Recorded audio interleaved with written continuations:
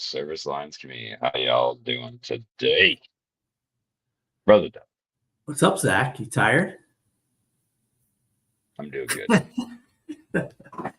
These West Coast conferences will kick your butt, right? I'm telling you. Time. We're Personally, in America if it's on the West Coast, is it? I mean, doesn't feel like it sometimes.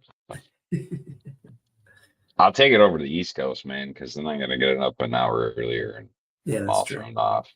So, That's true. yeah, it is currently 5 o'clock in the morning, which doesn't seem bad until you realize that I've been up since about 3:30 in the morning. Yeah. So. Yeah, well, I mean, there's a lot of maintenance in that beard before you go on camera. So I know that there's a lot of fluffing and no, we don't want to say that. But anyway, Oh, goodness what gracious. is the topic this week, my friend? Oh, man almighty. We are talking mindset in branding. I'm super excited about this. This is kind of like right down our alley here. How does your mindset as the leader, how does your vision as a leader, like kind of translate into the brand, right? And so branding is not just gimmicky ads and, pretty wraps, although that does help some, right? Dan Antonelli, if he watches this, might be yelling at me. Those pretty wraps do make a difference, but you don't get to that pretty wrap if your mindset as a leader isn't heading the right direction and you're not bringing your team along with you. So really, we're going to be challenging you guys to level up your branding and everything that you do, because it is a direct reflection of you as the leader, what translates out and through your branding. So it should be a good episode. Should be some fun. It's right in our wheelhouse. So You mean mindset? Yes. Yeah. Oh yeah. Well, let's. I'll start us in a prayer. Lord, it's great to be alive. Thank you, Lord, for all that you've given us, all that we have right now. Lord, help us take an inventory of what you have given us through your blessings. Help us, Lord, through your Spirit, not to look left and right, up and down, and compare what others have, but to have that heart of gratitude and thankfulness for all that you give us. And so, Lord, help us be great stewards of our wealth, our time, our gifts, and most importantly, our heart. So, Lord, help us stay humble, help us stay grateful, and Lord, help us be the greatest servants we can be to our customers. The fact that in the end, we collect a check or we make money, that's how the worldly part of this works, Lord. We need that fair wage, but more importantly, we're looking for an everlasting relationship between our customers, our employees, and our company. In Jesus' name, amen. Amen. So I think the first shift as we're shifting into more of this mindset branding, right? It starts with moving from that transactional relationship, as you wrapped up the end of the prayer, from that, hey, here's a check, here's a service. We shift from that type of relationship with our customers to an actual relationship with our customers, right? Our goal is to create these lifelong customers. That's been your goal at Action for a long time. Yeah. It's kind of funny too, right? It was just a comment made by the owner when I was in my early 30s.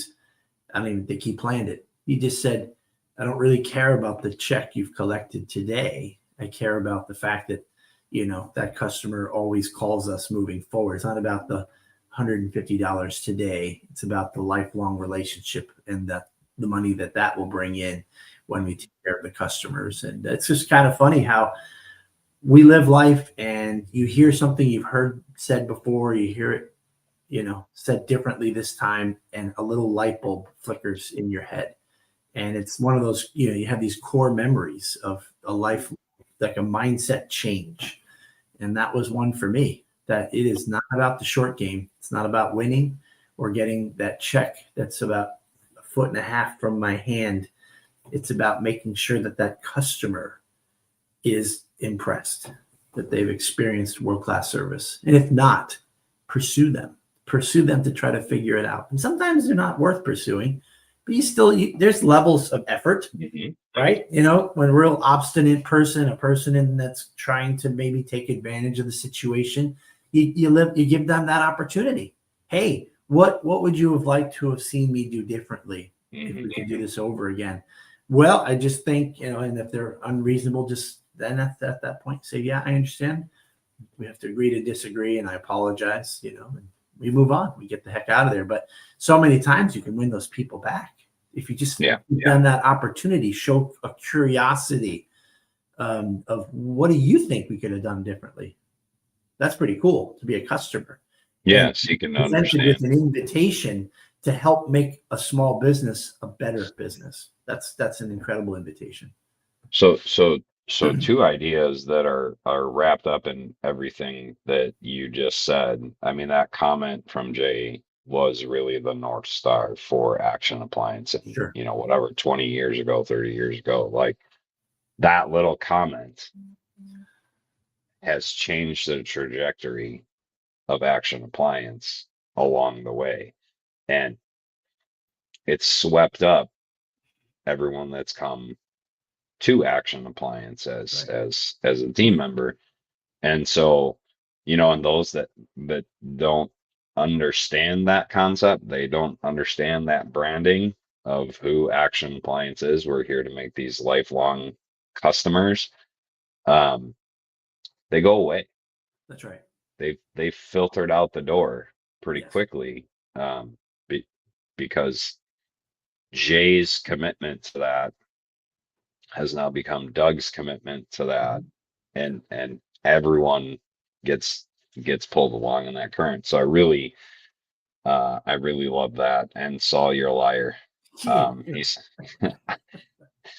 I wasn't even I think born Saul 30 is years older ago. than both of us, is what I think it is. I'm certain he's older than me, and I'm fairly certain he's older than you. It's not uncommon. Not 100%. We 100%. don't want to make any assumptions, but people from those islands, the Caribbean islands, they often aren't accurate about their ages. And I'm pretty sure Saul is at least 5 to 10 years older than me as well. So, yeah. So then the other thing that you said as I was doing research for this episode, and I don't like the term, but I like, and you may have to, repeat what you said, but a lot of companies try and have this empathy. But I think the way that you explained it is better. It's not necessarily empathy. It's not trying to seek. It's not trying to like put yourself in their shoes and be like, oh, I feel the things you're feeling. It's that conscious curiosity of, that's right. Hey, what happened? How could we do better?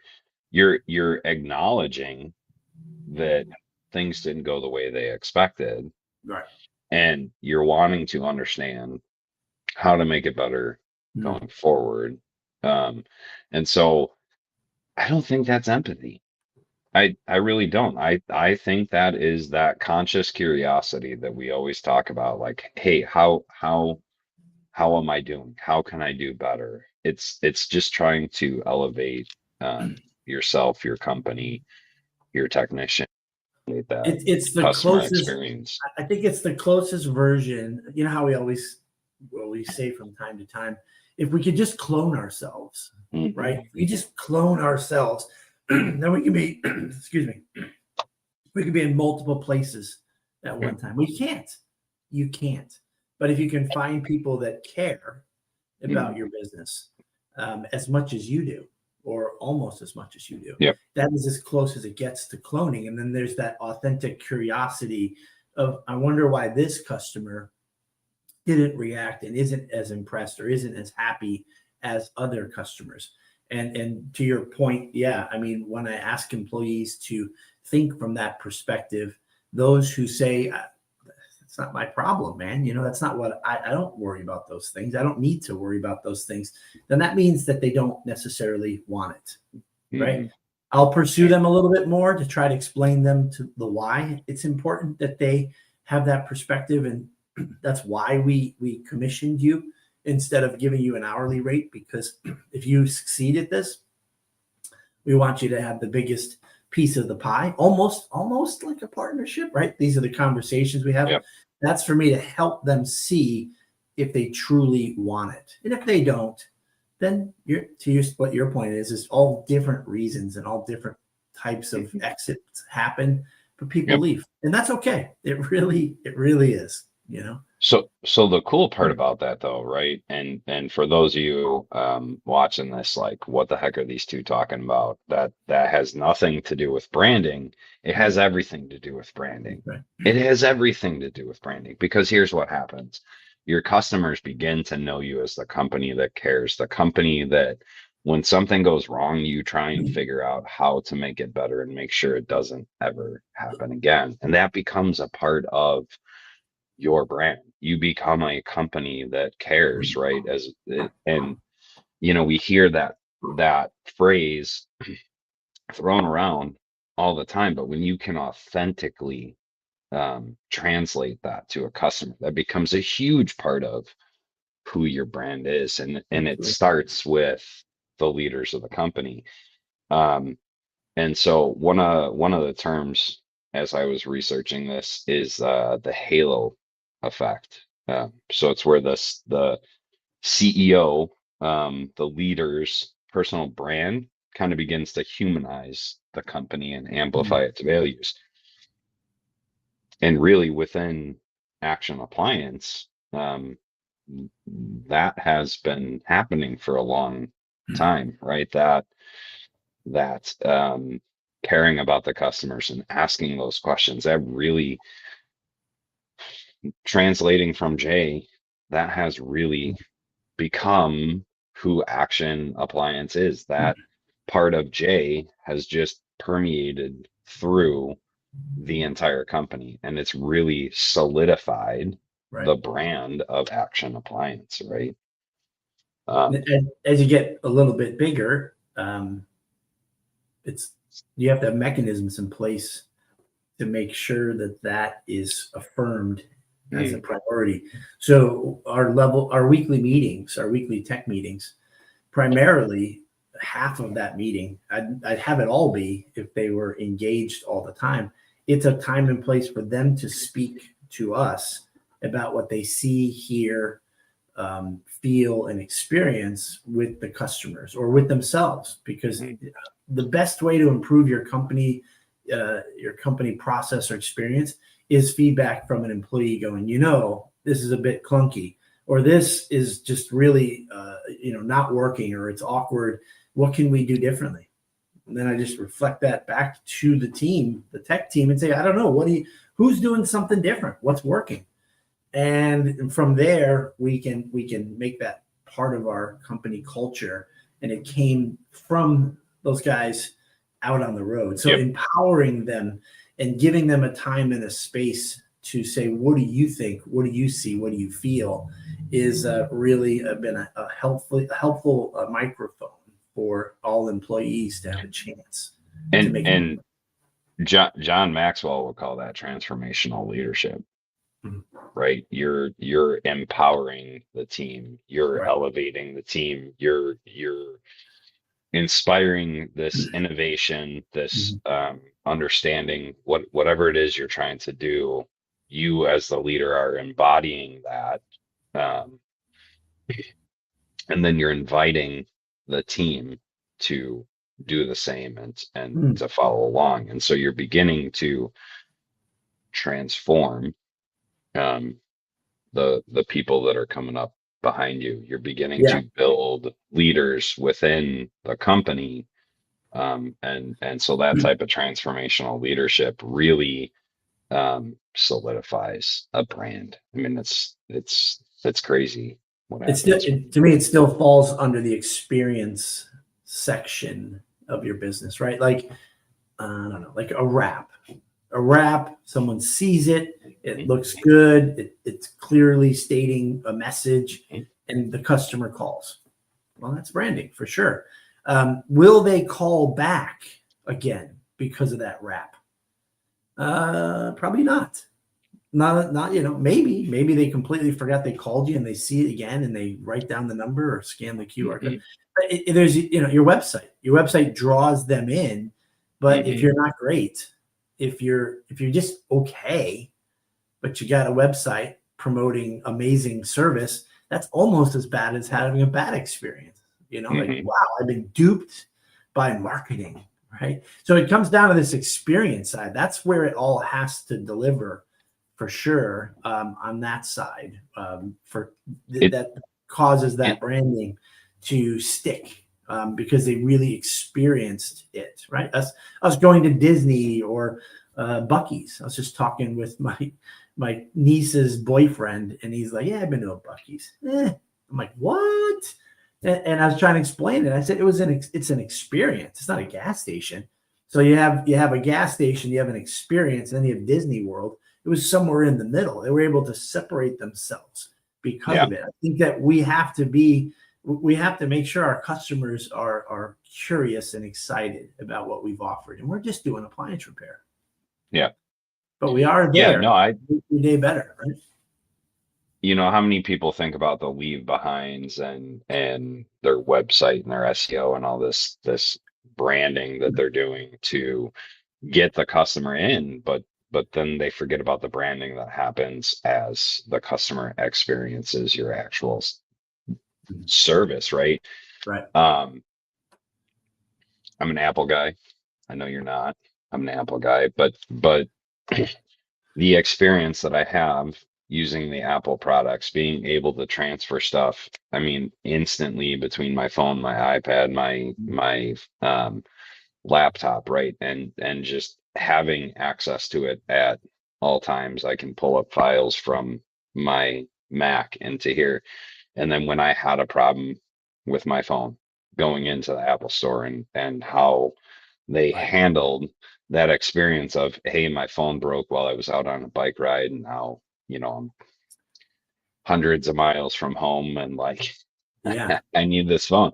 And so the way that the employee handled that and kind of sought to understand what I was going through and how that could affect me, right? That entire experience makes me more loyal to the brand. It's not because it's shiny, it's not because it's expensive, it's because the experience the whole way through owning that product. Everything that they've done with that branding has worked, right? And the same thing applies to our appliance businesses, right? We got these great reps, we got these great taglines, we got all this leave behind stuff. But if the customer doesn't have a great experience, if the experience of that service call does not match all the shiny stuff on the outside, it doesn't matter. And that all starts with a leader. If you're an absent leader or you're not pushing your team to be better, right? Then your customers aren't going to experience what you actually want them to experience. And then you're not going to have customers. You're going to be spending a crap load of money trying to continually get new customers instead of having these lifelong customers. That's right. So, Speaking of customers, your employees are your eternal customers, and branding is so critical in the hiring stage, right? It's important that we we explain and share and reveal who we are, what we do, and why we do it. And it's critical for us to find people that resonate with the who, the what, and especially the why, because then it makes that lift of bringing them on board and getting them to buy in easier. So branding starts right there with your advertisement itself, through the whole interview process, and then having them come on board. It would be terrible for them to be underwhelmed with the onboarding process after a well pitched hire. Yep. So I'll tell you something. It puts a lot of pressure on us as people in charge. There's these different areas of the company that you're wearing a hat for, or you have someone working on your behalf in. Mm. And when you hand off a customer or an employee to one of your teammates, that buy-in is so important, and you hope it translates well. So in the mindset thing, right, that starts with those mirror neurons. Yeah. Your team is going to realize if you're full of crap Yeah. pretty Right. quickly. Yeah. You can be saying all the right things. You can be acting like you're doing all the right things, but Mhm. if it hasn't started in your mind, those mirror neurons are going to be firing off. This guy's full of crap. I don't know that I should be. And conversely, like, hey, this Doug guy, he really lives and means what he says. Those mirror neurons Right. fire off. That oxytocin begins to build up. There you go. And Didn't even and know I that's had that. that stuff. That's awesome. What'd you That's call the it? Oxygen? trust What'd you call hormone. it? Oxytocin. Oxytocin. Well, thanks for helping Yeah. me understand that. I've got a guy starting tomorrow.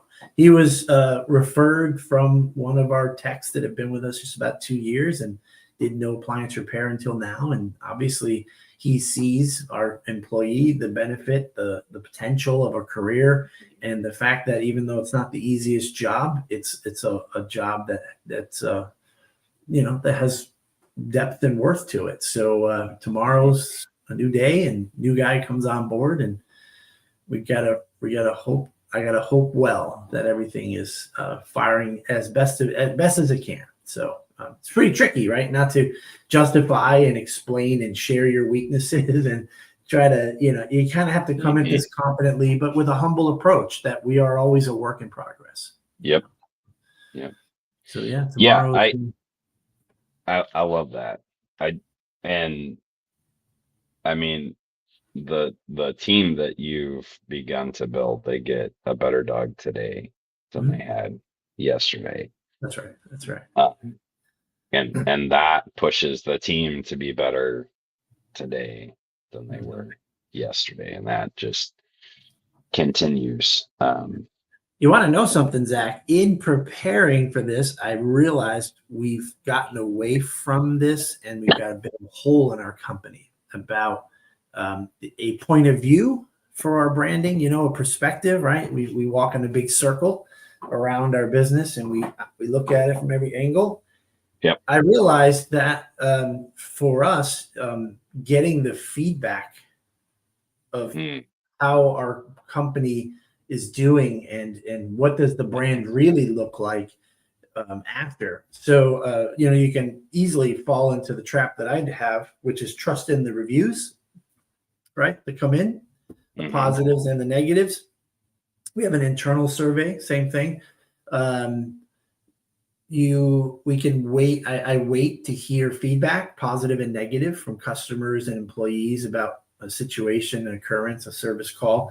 And for me, that's what I've been resting on, but that is far short of what we really need to be doing. We need to pursue our customers and really survey them, not just throw out a 5-question thing, but actually take that time to go and talk to them. Maybe at my level, right? Talk to them because, they know someone at the top is interested in what they experienced. And so I think as we go into the slow season, I've made that a rock that 2 or 3 of us are going to try to get a hold of customers and truly get an experience share from them.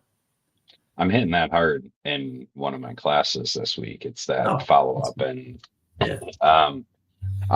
really, how many of us just sit back and wait for the customer to reach out to us? I've said it before on here, and I know you're like, oh, hey, I should be doing that. And here we are again.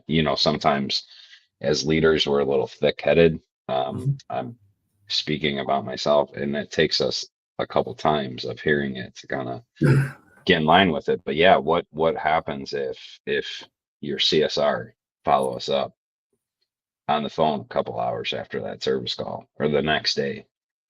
Make sure everything went well, make sure the customer experience was a great one. What happens if at the end of the week they get a personalized email? And it doesn't mean Doug has to type every one. Doug can automate this through his CRM.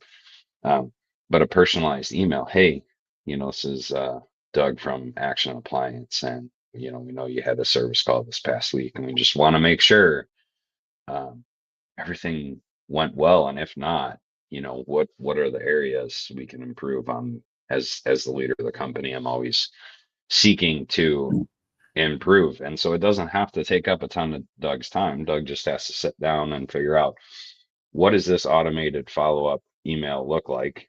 When does it get sent?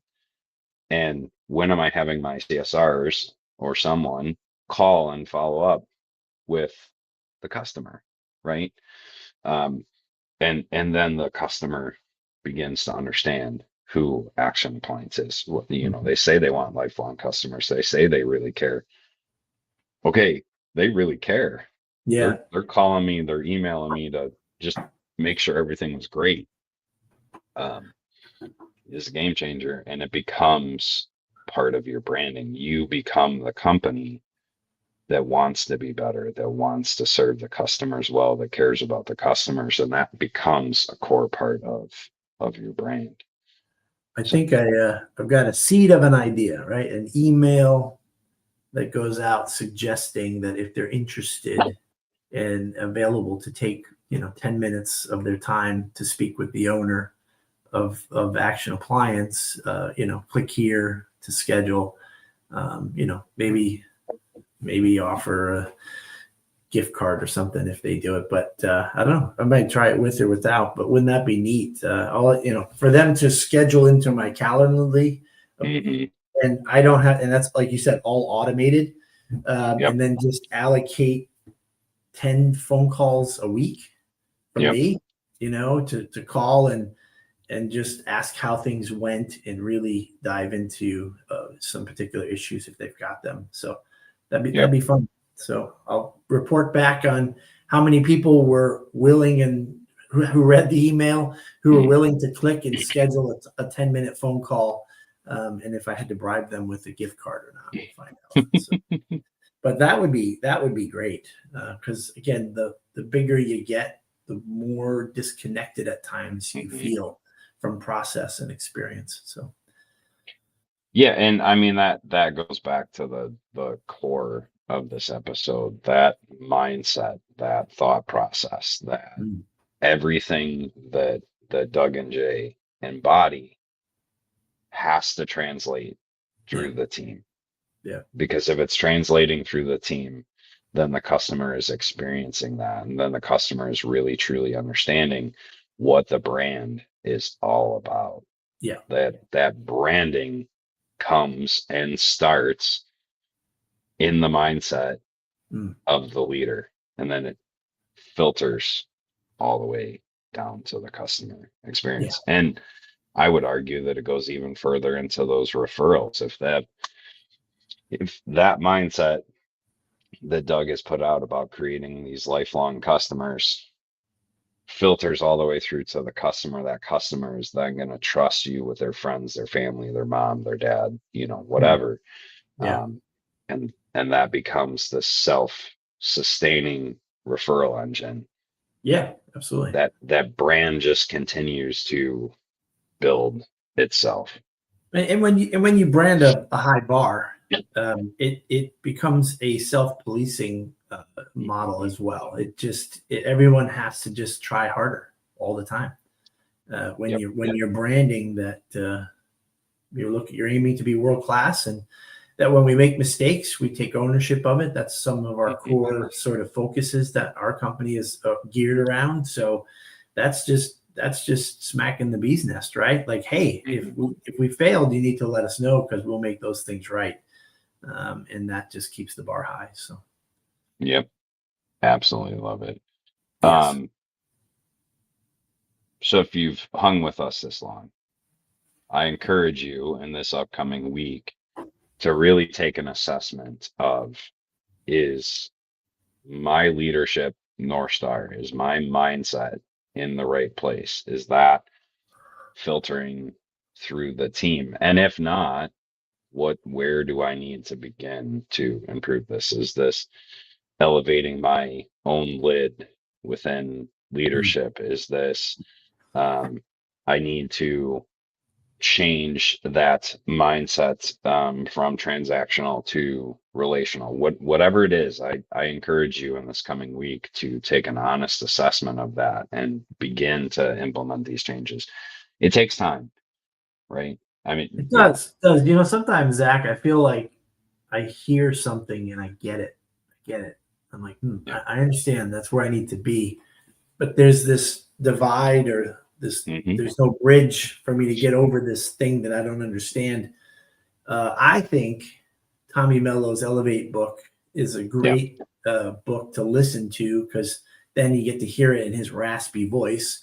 But Tommy Mello's Elevate, and then Maxwell's 21 Irrefutable yeah, Laws really speaks to the core DNA of your business. And when you know your business well, then you want to share that and brand yep. that. So those two books are really good books to read or listen to. I want you guys to understand that we've come full circle here. Giving you the finger under the table, by the way. Yes, Doug thank you, is Zach. Doug is now recommending books to y'all. It's Yep. not the other way around. Listen, Um, I will still tell you, Zach, it's disappointing to read a book and find out what I've thought since I was 10 years old is being stated by someone else. I already knew it. So I'm still, still slightly frustrated, that people have patented and trademarked a saying that is yeah, really not super unique. But again, it's all about iron sharpens iron. And yeah. I can only One, hope that every once in a while, a word or an idea that I have just causes any positive direction in your business, in your life, especially you and I being a mindset people. If, yeah, if we can make a shift in your mindset, not because we're smart or we know things better than you, but just that we're the right person, the right moment to say something you've heard yeah. 100 times before, but the light bulb flickered in your head or went off, then that's just called being great humans to one another, right? Except for some. I'm okay if it comes from a book because I can't tell you how many times that That's I've right. just said and said and said stuff and then Yeah. recommended a book and it's like, oh, this is the greatest idea. Yeah. Yeah, I've Yeah. been telling you that for years. Like what Right. what are we doing here? And I'm the same way, right? I've heard these concepts, I've heard, and then I'll pick up a book and it's like, oh, duh, like here we go, rock and roll. Like, Yeah. Yeah. hey, dummy, I've been telling you for, That's right. so I'm just the stick-headed when it comes to that stuff. So, Tommy Mello um, Elevate for sure yeah, helps you get the big picture of why you're doing what you're doing, working so hard as a business person. yeah, And I'm not sure that in my lifetime I'll get to the level of depth that Tommy Mello's focused on his business, but I can try to just achieve that to some level and keep on moving. So yeah, I think I'd have it's to work out if I wanted to emulate. I'd have to be like health conscious and stuff. It's just not my thing. So I'm gonna go in the Dr. Phil direction, where the head continues to get more bald and I'm a little overweight. I don't have the accent. It's gonna be a combination of different people, I guess. Little Jay oh Leno. goodness gracious. There you go. All right, we Oh, better get off before I continue the ramble to so we just got done with a really good mastermind this past week. Mike and TK were firing that one off. It was a good time. It was nice to listen in from across the room. Um, Coming up October 18th, TK is going to be sharing enhancing the customer experience. He's man, his whole mindset as far as having that customer just experiencing so much better. It's pretty amazing. Um, yeah, yes, so we are out at PSA. PSA is kicking off today. So if you're out here in Vegas and you're watching, I'm sorry that you're awake. Uh, yeah. Technically, you shouldn't be listening. You should still be sleeping. Right. But yeah, come and find us. I'll be wandering around with a camera and taking some photos and videos and stuff like that. And then I will be teaching tomorrow. Mike and TK are both teaching today. But yeah, the mastermind, October 18th, slightly condensed versions of what we're teaching at the classes out here. So should be a good time. Looking forward to it, and looking forward to seeing a lot of my friends out here at PSA. So Yeah. as always, Doug, it's fun. I enjoy Yeah. our conversation. I enjoy being able to challenge each other and That's encourage each other to grow. And hopefully all in the audience, we challenge you and encourage you to grow as well. So we will catch you next time on the morning grind. Have a good day, everyone. Have a great week. Thanks for tuning in to the Morning Grind podcast by Service Alliance Group. Subscribe to our channel and make sure you visit our website at servicealliancegroup.com for appliance repair business resources.